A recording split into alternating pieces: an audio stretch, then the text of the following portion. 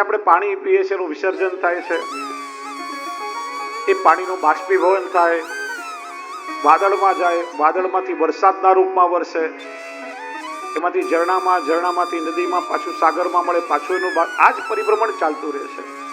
એ કોઈ પણ વસ્તુનો નાશ નથી શક્ય, કેમ કે બ્રહ્મનું સર્જન કર્યું છે. બ્રહ્મ સત્ય છે, જગત સત્ય છે, સંસાર મિથ્યા છે. શ્રી મહાપ્રભુજી જગત અને સંસારને જુદા બતાવે છે. કેમ કે સંસાર અહંતા મમતાથી ભરેલો છે. હું અને મારો અહંતા મમતાથી આપણે આપણો એક કાલ્પનિક સંસાર ઉભો કરી દઈએ છીએ, જે આપણું નથી છતાં આપણે એને પોતાનું માની લઈએ છીએ. ઘર મારું, ગાડી મારી, રૂપિયા મારા, સંપત્તિ મારી, દાગીના મારા.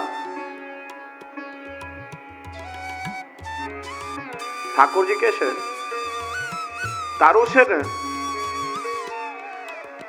આ દુનિયા છોડીને જાય ત્યારે બધું લઈ જા, સાથે છૂટ છે, તને લઈ જવાના છો, હા કે ના? આપણો એ તો કેમ ના લઈ જઈ શકીએ?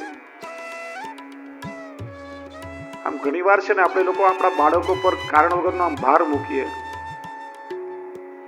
બેટા ચિંતા ના કરો, 7 પેઢી ખાઓ એટલું તમારા માટે મૂકતો જાઉં છું. આપણે મૂકીને નથી જતા, મૂકીને જવું પડે છે.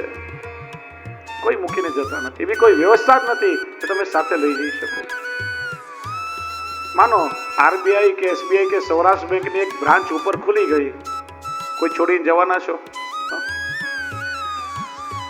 મૂકીને જવું પડે છે. આ કારણ વગર હું અને મારું આપણે મમતા બાંધી લઈએ છીએ. હું કરું એ જ અજ્ઞાનતા, શકટનો ભાર જેમ શ્વાનતા ને. અંગ્રેજીમાં કહેવાય આઈ ઇઝ ઓલવેઝ કેપિટલ. અને આઈને આડો કરી દો, પ્રભુના ચરણમાં ઝુકાવી દો, તો એચ એટલે કે બ્રિજ જેવી આકૃતિ બને, પ્રભુ સુધી પહોંચવાનો સેતુ બની જાય.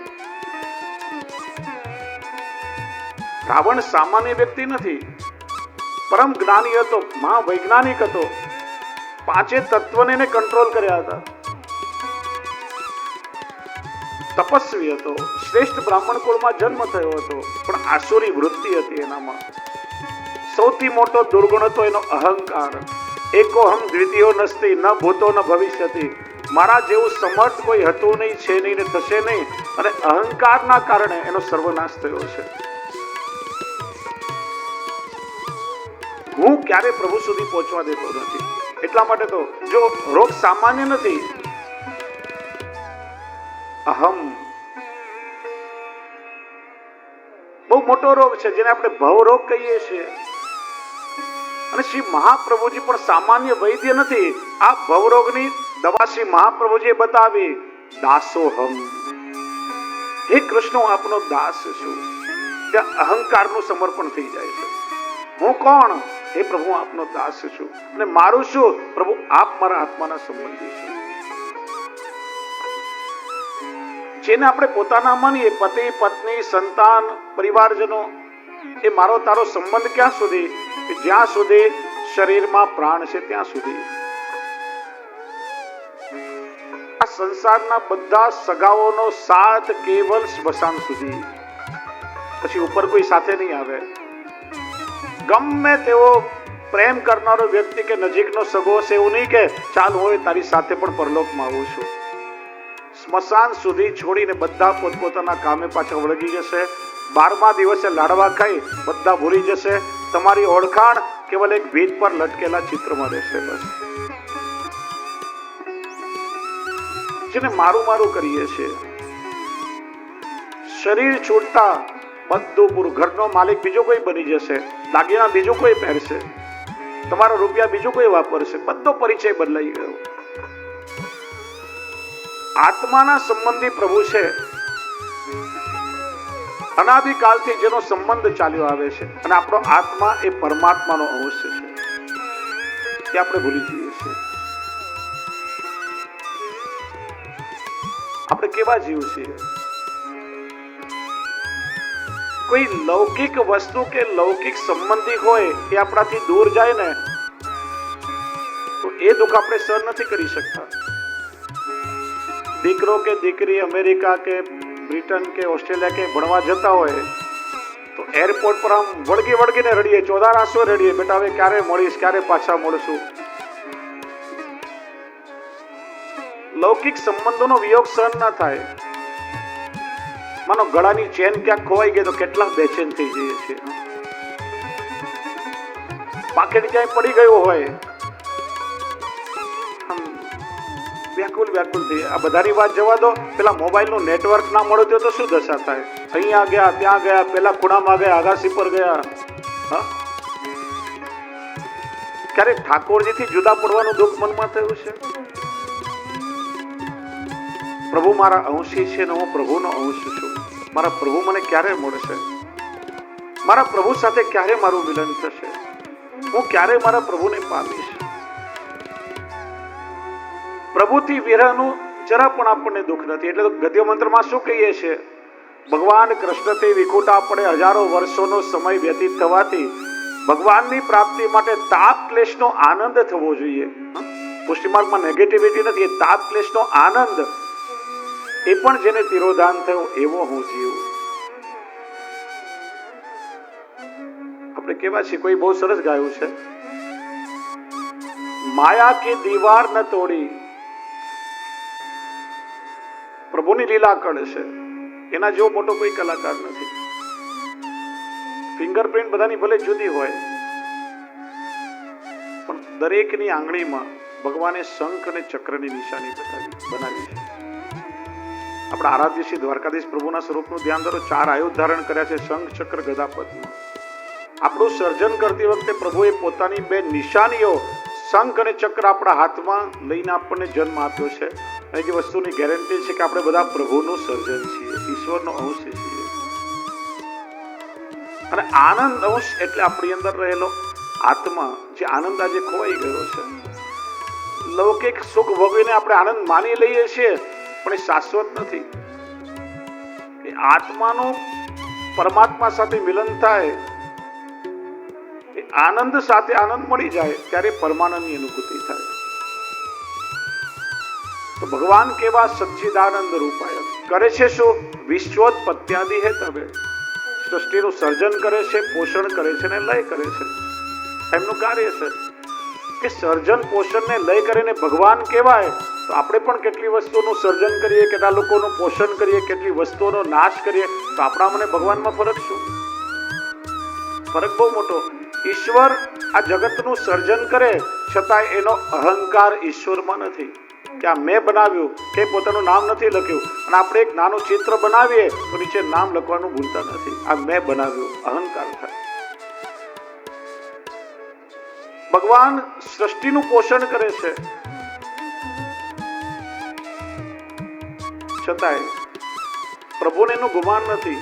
અને આપણે 5-10 જણનું પેટ ભરતા હોઈએ ને તો ઘણી વાર કહીએ, હું છું એટલે તારું ચાલે છે, હું નહીં હોઉં તો તારું શું થશે? એ આવ્યા વગર રહેતું નથી.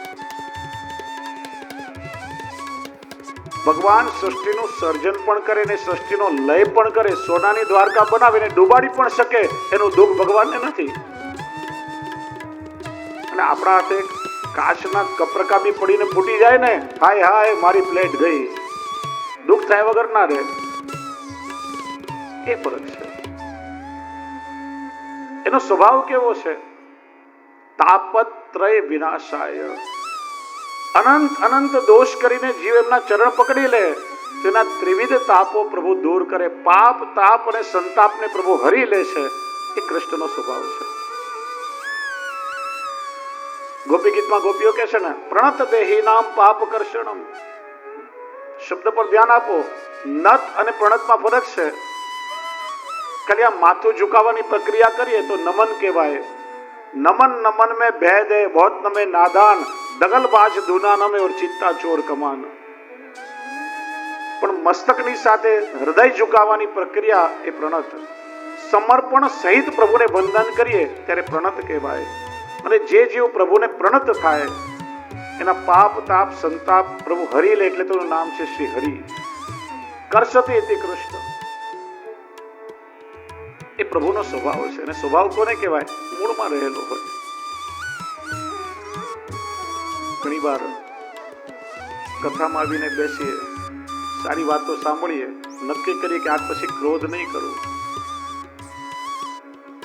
એક ભાઈ કથા રોજ સાંભળે, મનથી નક્કી કર્યું આ ક્રોધ બહુ ખરાબ વસ્તુ છે, આજ પછી હું ક્યારેય ક્રોધ નહીં કરું. ઘરે આવ્યા, મિત્રને કહ્યું કે યાર મેં આજે નક્કી કર્યું છે હવે ક્યારે હું ગુસ્સો નહીં કરું, બહુ ક્રોધી સ્વભાવ છે, આજ પછી નહીં કરું. કે સાચું કે છે નહીં કરે? હા, નક્કી કર્યું છે કે આજ પછી ક્રોધ નહીં કર્યું. શું ખરેખર કે છે? હા, કઈ વાર નહીં કરું ક્રોધ. ના બને જ નહીં ને તું. અરે એકવાર કહ્યું ને ક્રોધ નહીં કરું, આવ્યા વગર ના રે. હા, આ જીવનો સ્વભાવ છે, મૂળમાં રહેલું છે. કોઈ બહુ ઉદાર ચરિત્ર વાળા વ્યક્તિત્વને જોઈએ, નક્કી કરી કે આજ પછી લોભ નહીં કરું, પણ ખિસ્સામાં જાય જ નહીં. ઘણી વાર એકવાર ગૌશાળા માટે એક કથામાં ફંડ ભેગું થઈ રહ્યું હતું. સ્વયંસેવકો જોડી લઈને નીકળ્યા હતા. એક ભાઈ કથામાં આવીને બેઠા, જોયું કે બધા પોતપોતાની ક્ષમતા પ્રમાણે પોતાનું યોગદાન ગાયની સેવા માટે આપે. હું કઈ આપું, એટલે આગળવાળા ભાઈએ 500 રૂપિયા નાખે, હું 500 રૂપિયા ગાય માટે આપું. વળી જોયું કે પેલા બાજુવાળા ભાઈએ 100 ની નોટ મૂકી, 500 ની મૂકીને પાછી 100 ની કાઢી. થી કામ ચાલે તો 500 ક્યાં બગાડવું? વળી જો કે પેલા ભાઈએ 50 મૂક્યા, 100 ની મૂકીને પાછી 50 ટેકડી. એમ કરતા કરતા 1 રૂપિયાનો સિક્કો હાથમાં પકડ્યો. પેલા કાર્યકર્તાઓને આવવામાં થોડી વાર થઈ, મુઠ્ઠી બંધ હતી, હાથમાં પરસેવો વળ્યો હતો. આ મુઠ્ઠી ખોલી, હાથ ભીનો હતો. અરે મારા વાલા રૂપિયા, તને મારાથી દૂર જવાનું આટલું દુઃખ કે તું રડે છે? પાછો ખિસ્સા મૂકી દીધો.